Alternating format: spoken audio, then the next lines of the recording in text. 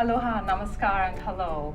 This is Climate Change Beyond Outrage, where we go beyond outrage to find solutions to climate problems facing people, nations, and the world.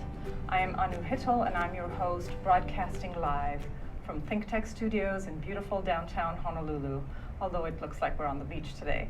And while we're at it, please tweet us, and this is an episode on birds, so that would be very appropriate. Tweet us at ThinkTechHI. So today's episode is called Finding Honua, and this is the second part of it. In the first part, 2 weeks ago, we spent some time with David Heirenbach to talk about how birds are affected by climate change out in the pelagic ocean and the open seas.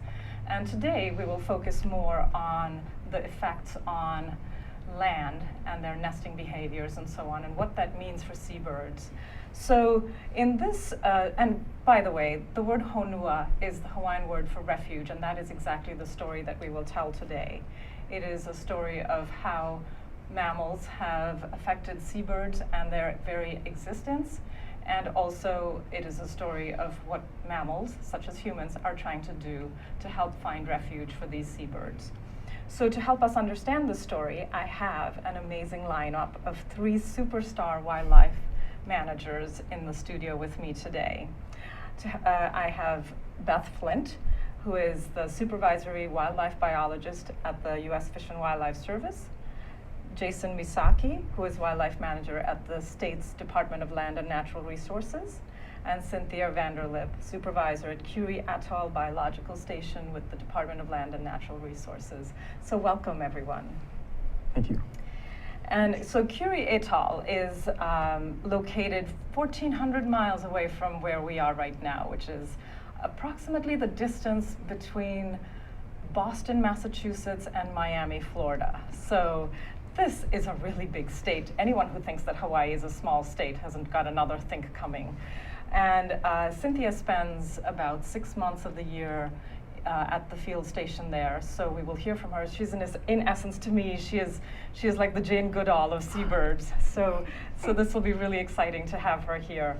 And Curie Atoll has a very interesting history. It was largely neglected by humans up until there was some activity around World War II, but then really there was a Coast Guard station there from the 1960s to the 1990s, and that caused its own problems with mammals brought to Curie Atoll.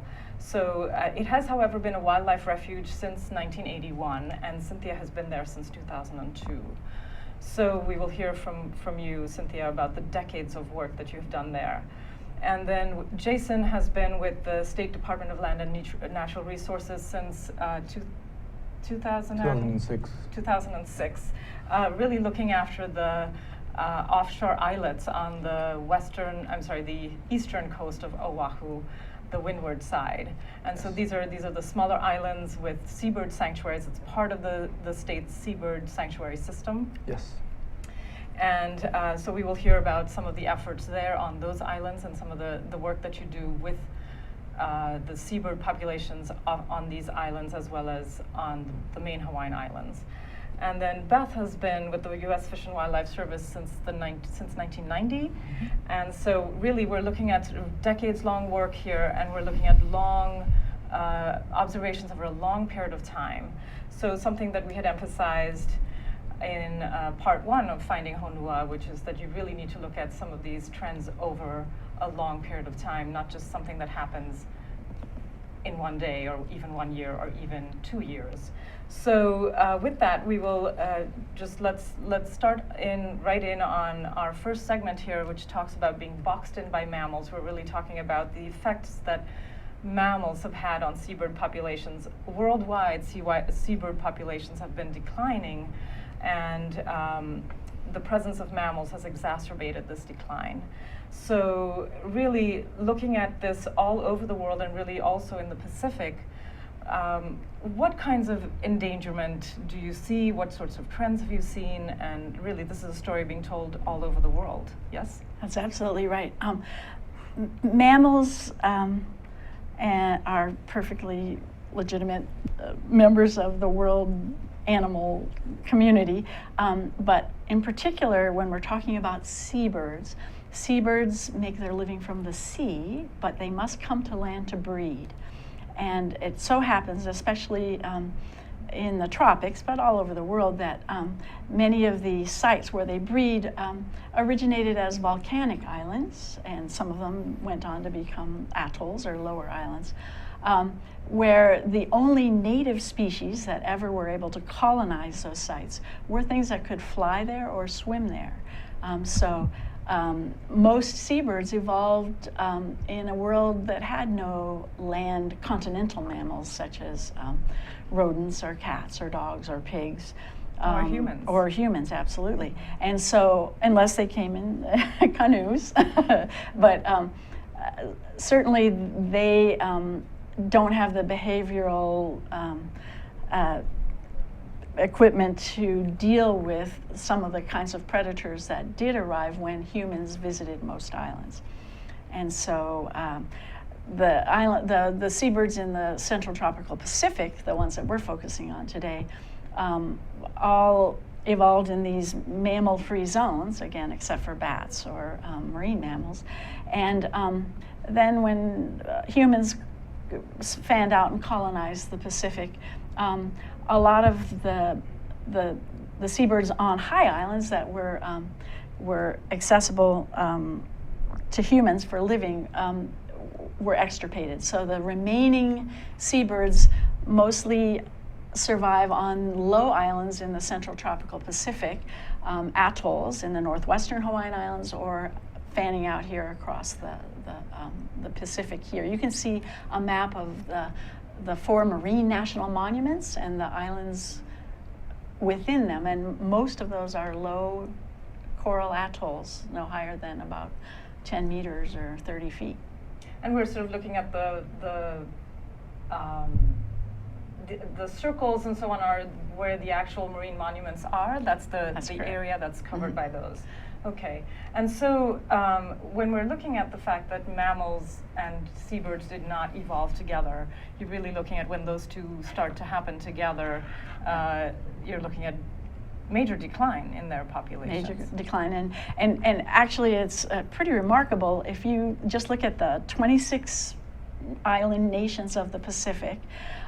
There are only 8 of them that still have certain groups of seabirds in their entire national boundaries, because if there aren't refuges, preserves that are free from introduced mammals like rats, they do not persist, and the seabird species. And so, Jason, on Oahu, we actually have the example of Kaena Point and then the offshore islets where you have seabird populations, and that's all been taken care of because we've taken care of mammals because we've managed to fence in or have these populations offshore, right? Yeah, and really when you talk about how mammals have a big effect on seabird conservation, seabird populations, I think you really hit it on the head, because it's not just animals that we look at and saying these animals are preying on the birds or preying on the chicks. It's also human interactions and human presence around these seabirds, especially when they're the most vulnerable, when they're nesting. So having a fence like this one at Kaena Point would be something that helps keep those mammals out when these birds are nesting. Yeah, and out of all the conservation work that has been done and all of the management that's been done, we've shown that the reduction of mammals, the reduction of predators, the reduction of just overall presence of these mammals in these areas have a huge effect on allowing the seabird colonies to be reestablished and to grow. And that's really what the goals of our wildlife sanctuary, of our Kaena Point program is. So if you look at Kaena Point, they built a fence there, and the fence was designed to keep predators out, but it was also designed to guide and control people, and making sure that we portray the message that these seabirds can have a relationship with humans, but we have to respect boundaries, and we have to understand what needs to be done and what kinds of actions that you need to do in these areas to help that protection. And on the offshore islands, we have the benefit of them being relatively isolated from the main islands. They are accessible by humans, and we do allow some level of access. But really what we want to do in these areas is control that by creating rules and designating these areas as wildlife sanctuaries. And as we establish those rules and as we develop management based off of these rules, we're able to expand and show that there is a huge effect on allowing management to undertake its direction and allow for the seabirds to kind of expand colonies and grow. And that's really what we're talking about when we say we want to create better seabird conservation and create recovery of the species. Is we want to protect them when they're the most vulnerable, when they're having chicks and when they're allowing their population to grow. And so really these islets have done a whole lot to benefit that and to protect the species in that way. Right, and so some of this work, though, has also happened on Kuri Atoll. Of course, you've been trying to get rid of rats and have gotten rid of rats there, Yes. Cynthia? Yes. The Department of Land and Natural Resources worked with the Department of Agriculture after the U.S. Coast Guard left Kuri to eradicate rats. And that was in 1992, 93, and declared rat-free in 1995. And this allowed the seabird populations to expand, the ones that were left, and some that had disappeared because the rats were preying on them have actually returned, like the Tristram storm petrel, the smaller petrels, the Bonin petrel. But all the seabirds are increasing now that the rats are gone.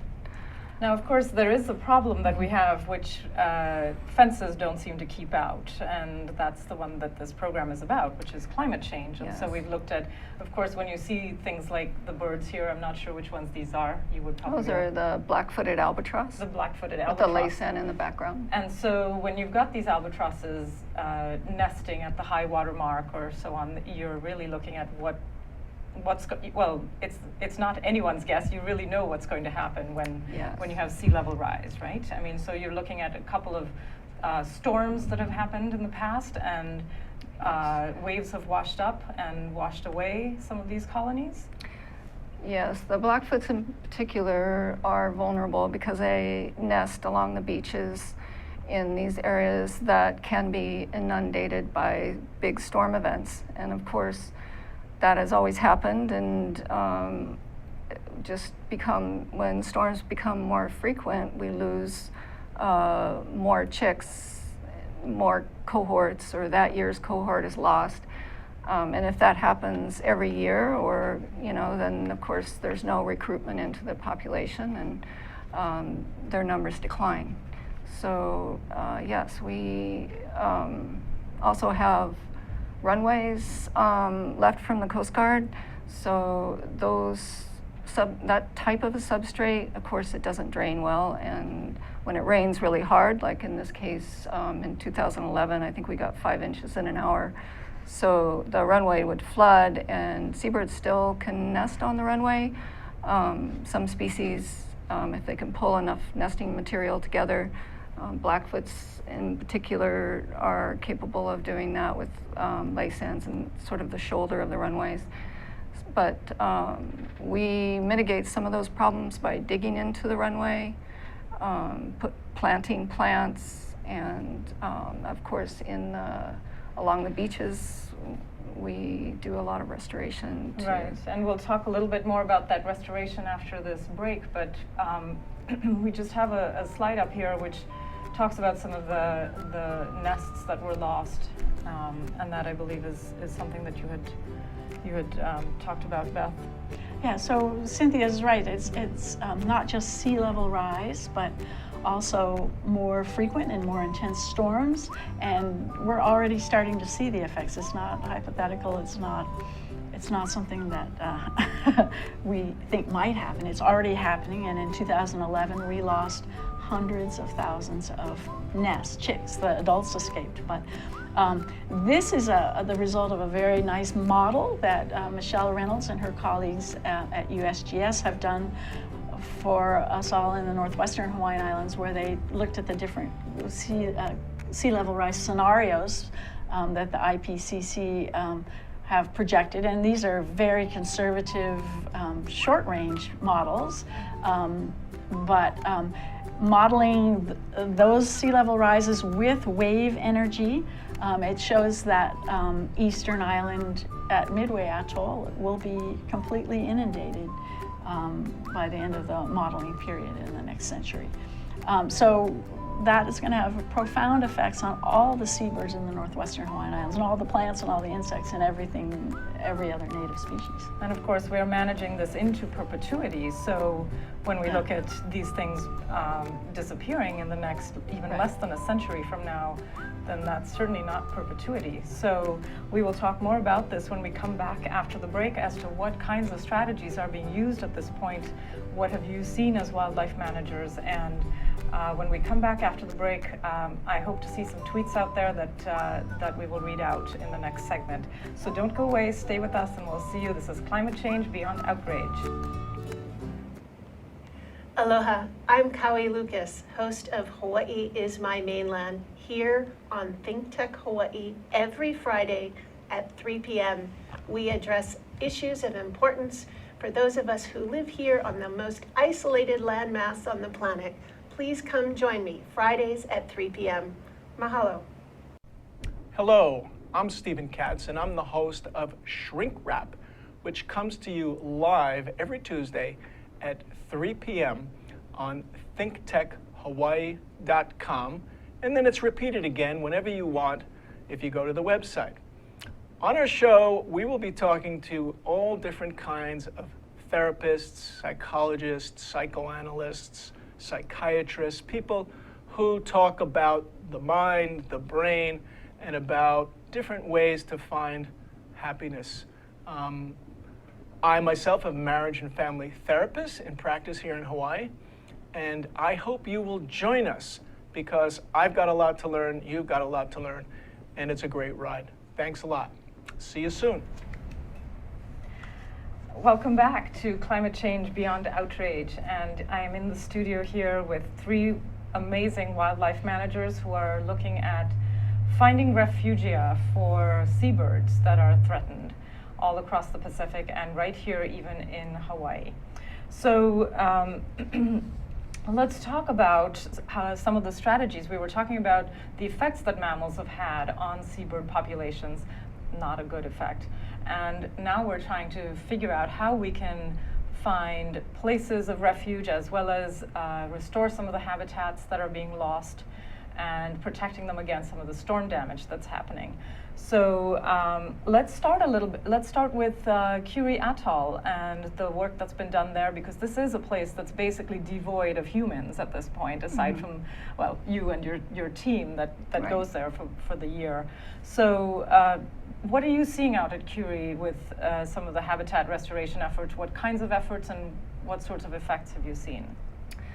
Yeah, we identified the most invasive and destructive weeds on the island and began eradication programs for, in particular, ironwood, because there weren't particularly a lot of ironwood trees on the island at the time that we started this.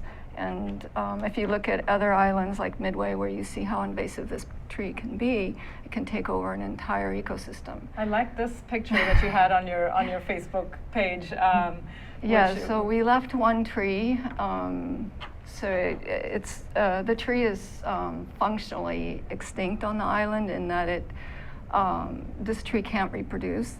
So we're leaving it there. It works for when we're navigating inside the lagoon and you need to find this little flat island. Your boat can see something and get ashore safely. So this is all that's left of all those ironwoods? This is it. And as you can see, it's taller than all the vegetation. So anything like that can always outcompete low-growing vegetation by shading it out. The next plant that we identified as the worst weed was a Verbicina insuloides, the golden crown beard. Picture on the left is a monotypic stand of Verbicina, where there was a little clearing where the albatross could come out of the weeds and stretch their wings and fly away. When they're in that dense stand of weeds, there's no room to do that. An albatross needs practically a runway to and take off. Verbicina is not native to the island? No, it's not. It's a highly invasive plant that was introduced probably in the 50s, and it has it proliferated all over the island This is a picture of an albatross colony, the Blackfoot's in the foreground and the Laysan albatross in the background, with our structures that were left over from the Coast Guard in the background. But this would have been a field of Verbicina just 5 years ago, before the eradication program began.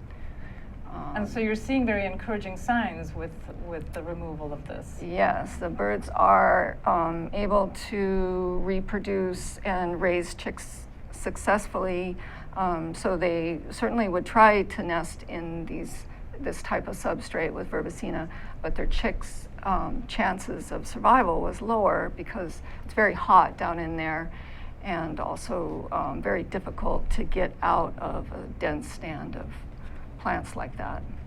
And so, and you're seeing similar things on the islets, and obviously at Kaina Point, there has been a lot of native vegetation restoration and so on. Yeah, I think we've looked at the Curie program and how successful it's been, and we know that if we can control or prevent mammals from entering an area, if we can control these invasive species, we have a good chance of creating a very diverse and healthy seabird colony. And so we try to replicate that on the areas that we manage on Oahu. It's a little bit more difficult here because of all the people, and because we are a public agency, and we do want to encourage public access where appropriate. And so we've tried to create those kinds of programs to ensure that we are taking all of that into account, and we can create the best habitat so that we can allow the public and people that are interested in seabirds, researchers, to access these areas and study these birds. So by creating this habitat free of predators and free of mammals and free of invasive species, they're allowed to kind of be in their natural habitat and be studied and be looked at and be enjoyed for everybody. And really, that's the goals that we have for our sanctuary management. And Beth, what are you seeing across the Pacific refuges and so on? What, with habitat restoration, encouraging signs, and why would one want to go with native vegetation versus non-native? We are learning by our previous mistakes and getting better and better at restoring native habitats. And when I say restore, I mean removing non-native animals as well as plants. And we see as a result of that more reproductive success and a wider variety of species able to nest at those sites. And so the question is, should we be doing that on low islands that may ultimately have a poor prognosis and not going to be around? And we have made the decision that absolutely our job is to maintain robust populations, healthy, large populations of all native species in Hawaii. And so that will only help us down the road to restoring sites at places that don't have currently native populations. Right, and Cynthia, also when you remove those ironwoods, which were not native, did you find that there was more sort of sand accretion and so on when you actually have some of the native plants there? So do you sort of end up with a more resilient coastline perhaps? Or? Very much so. There's a couple of key restoration plants that we rely on to restore the habitat, and one is naupaka, which is a bush that you commonly see here along the coastlines.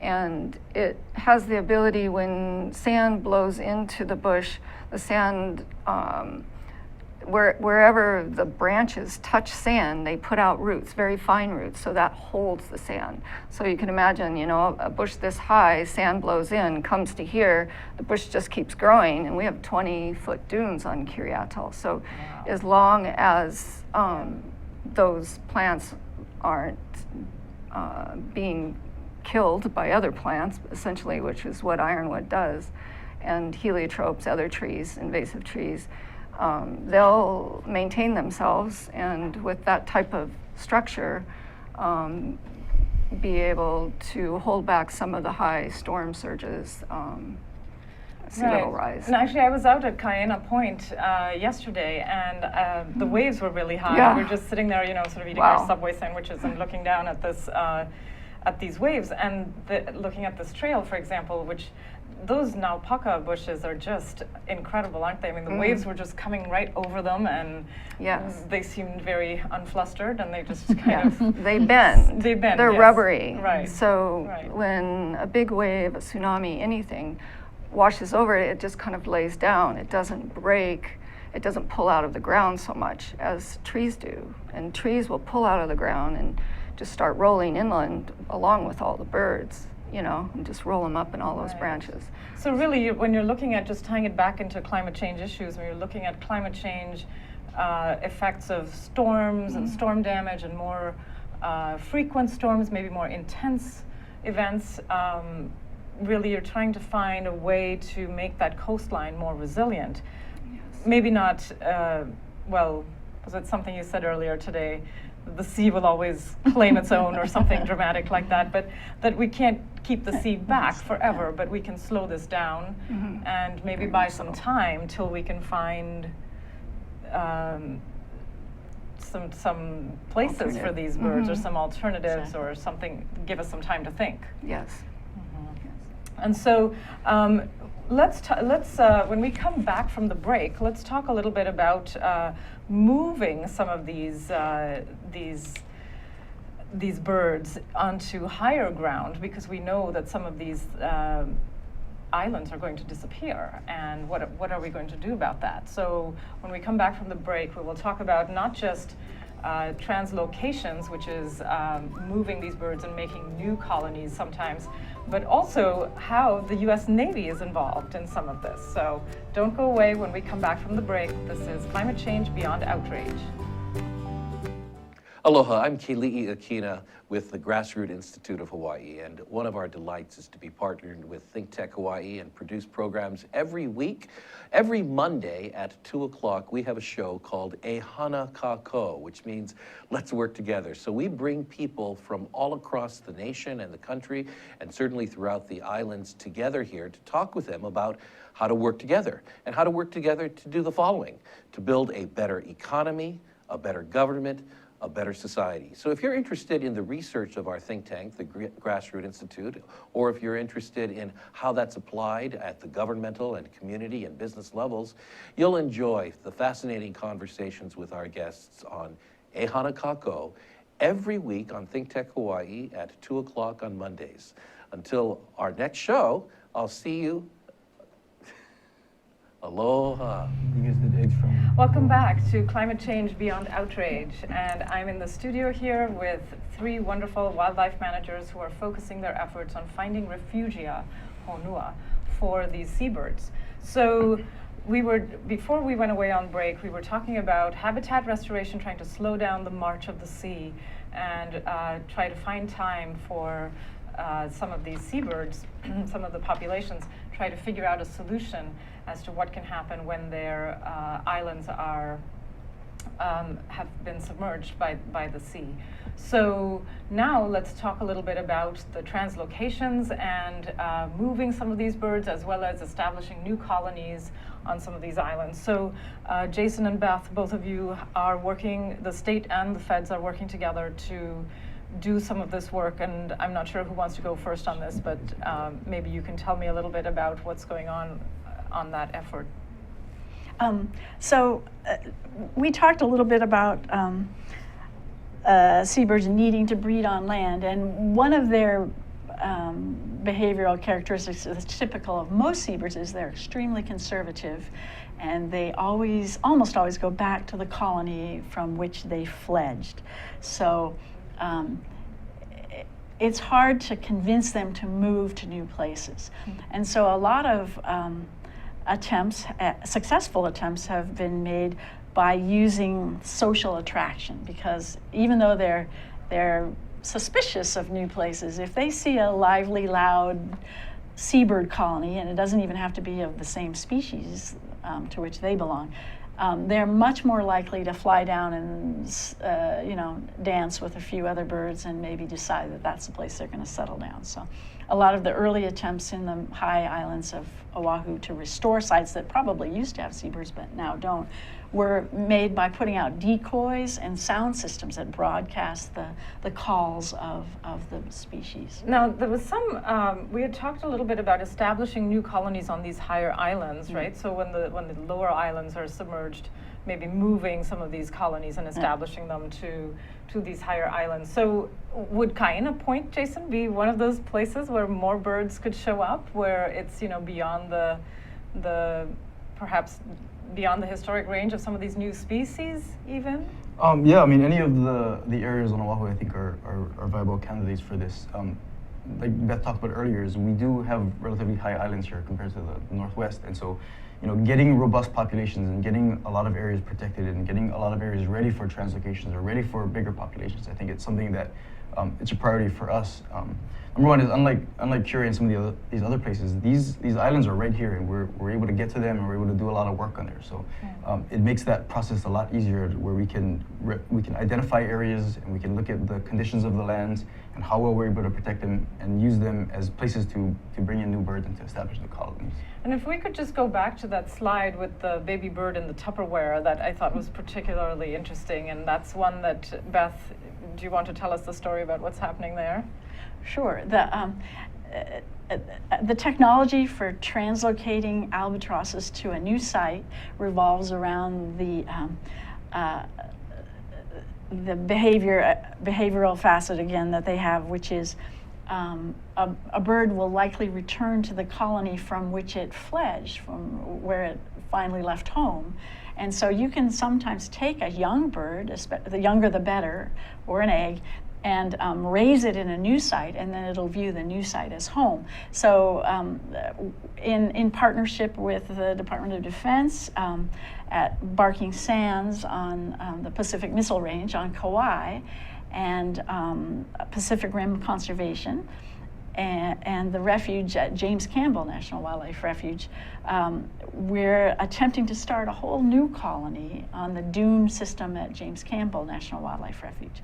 And we're getting eggs from the Pacific Missile Range, where they're not so welcome because of the danger of having an albatross nesting right next to an active runway. And so the military is very kindly supporting a project where we bring these eggs that would otherwise be destroyed to James Campbell, and then a valiant corps of volunteers hand feed the babies until they fledge, and we hope that they'll come back in 6 or 7 years to James Campbell. Now, is that what they're doing in this picture here? This is a montage of a number of different previous colony translocations. But that's the sort of thing they would do? Yeah, that's exactly the thing. You transport either a chick or an egg to the new site, and then you would feed the baby until they were ready to go, and then allow them to fledge from a site where they were going to come. So that little chick at James Campbell that you showed in the Tupperware was a chick that came from Barking Sands, but had been placed under a helpful babysitter, a surrogate mother, another Laysan albatross, for about a week, so it would make sure that it understood that it was a Laysan albatross imprint on the correct species. So we hope that it'll come back and try to mate with a Laysan albatross. And when also it you returns. mentioned get some gut flora from that, you think? We don't know that that's essential, but it probably is a good idea to have some food from a real Laysan albatross before they start getting their squid milkshakes from us, right, just in case the gut flora is important. Squid milkshakes, Yummy. Yummy. So I'll just take a minute here to read out a tweet from High Living 808, which is, what is the biggest threat to these seabirds, and what can the general public do to prevent further devastation? Is that something, Cynthia, would you like to address that? You had an idea earlier. Well, if you have cats and dogs, you can keep them on a leash or in your house and not allow them to have access to places where there's seabirds nesting. If you live on the beach, you can plant appropriate vegetation, the nampaka or some of the native grasses. To help with nesting. To help with nesting. help And with sea level rise too, and protecting the land. what do you think is the biggest threat to them at this point? Is it cats and dogs, climate change? All depends on your time frame, your scope of time.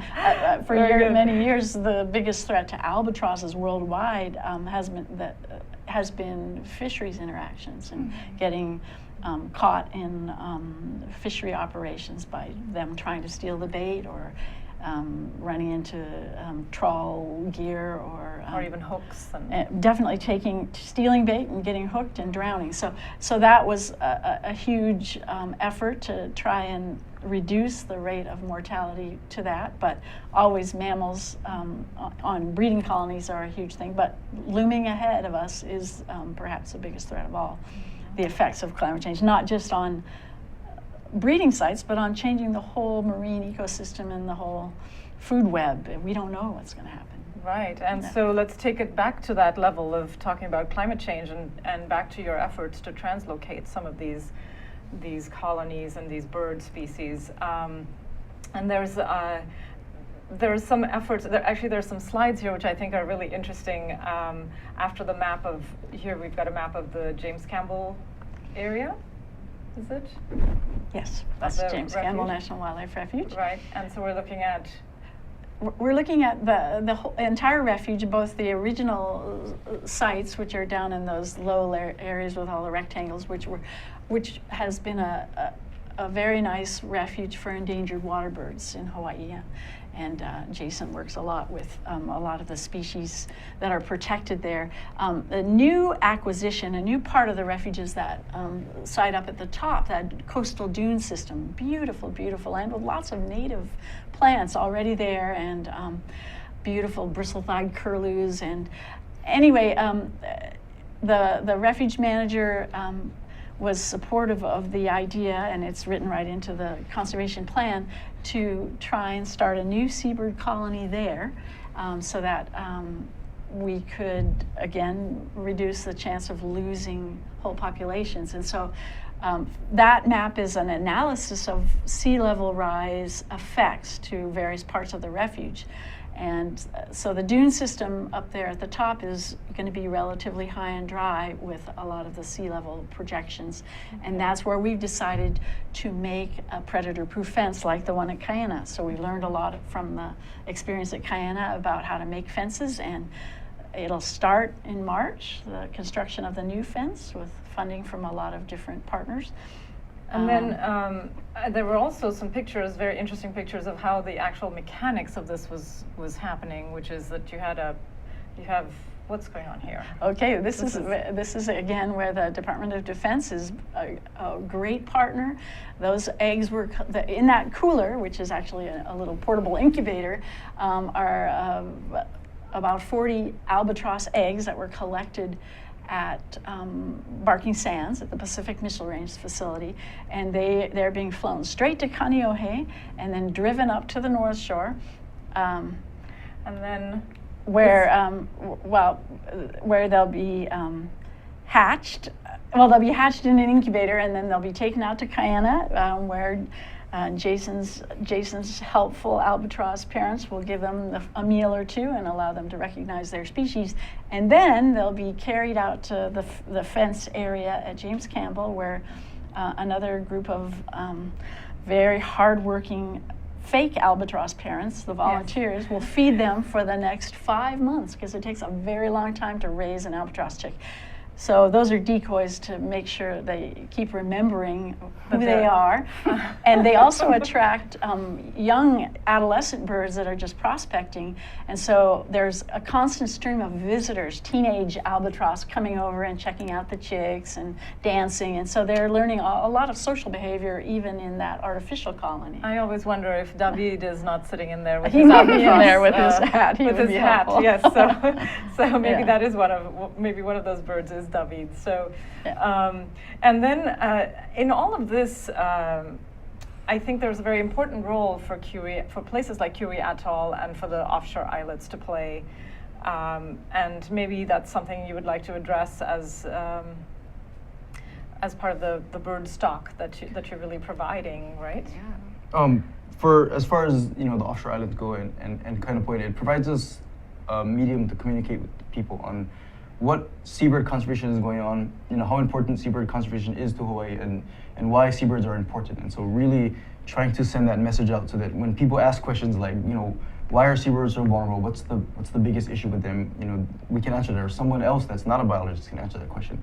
And we want to get that message out. So when we start doing things like translocating birds and creating new colonies, they already have that level of protection, and they don't need us to build fences, and they don't need us to create all of these rules that are protecting them. They're able to do that, and we're able to understand the importance and what the diversity of the species and the number of the species means to the overall health of the ecosystem. That's right. And then we have another tweet in here, and it's from Gorilla Camera, and the question is, are the native birds safe in their new colonies, and how well do they adapt? Is that something we know much about at this point? The thing about seabirds is that they have a very, they're slow. It takes them a long time to mature and be old enough to breed, and it takes them a long time to, for their populations to increase. So a lot of these projects are relatively new, and we don't have really good data, but certainly they're safe from the hazards that we've identified. And there's always going to be breaches in the fence. If there's a storm and it knocks down part of the fence, mammals could get in, or if we have humans that don't understand the beauty and value of the place, they can cause trouble. But I think that just the fact that the birds, if you give life a chance, it'll find a way. And so what we're doing is just trying to get them over that hump and give them a fighting chance. And so the jury's still out on whether they're safe. So they are safe right now, and they are happy, but it's just for the long term, will this all be a successful effort? That remains to be seen. And one of the other things that places like Curie Atoll does, I think, is provide that stock of birds to bring those birds to the higher ground and so on. And maybe we could just see a few slides. Cynthia, maybe you could tell us a little bit about the birds that I just sort of picked out a few and thought it would be great to hear, about these things. Okay, that's a white tern and its chick. And they're actually tree nesting species. They don't actually nest on the ground. Oh, okay. They lay a single egg in the tree, and the chick is born with huge feet to hold onto the branch. So. And then we've got... This is the black-footed albatross with its chick. We've talked quite a bit about them. And then the Laysan albatross on Curie watching the sunrise. And of course we see these birds in Kaena Point now. Right now they're there and they're nesting, which is wonderful. So with their 6 feet spans and wingspans and so on. And we have another tweet. We have to wrap up really quickly, but very quickly, let me just read the is there another tweet? Okay. No? All right. Never mind. There wasn't another tweet, but let's quickly talk about the floating islands concept, which is very dear to Beth's heart, as I understand it. Desperate times call for desperate measures, and I think we're going to, as wildlife managers, we're facing a challenge that hasn't ever been faced before at the scale that we anticipate, and so we need to not close our minds to all kinds of different approaches. One would be just understanding that the ranges of animals now and their native range may not be what it will be in the future, and come to grips with the fact that things are going to move in both directions to higher latitudes on Earth, and that we're going to have to get very creative, sometimes technologically. Maybe we can make floating islands that'll just rise with the sea transcend level. and being washed over in that way. Unfortunately, we are almost out of time, and I just wanted to emphasize, though, the immense amount of effort and partnerships that are going on between the federal and state and subnational levels in general on this issue.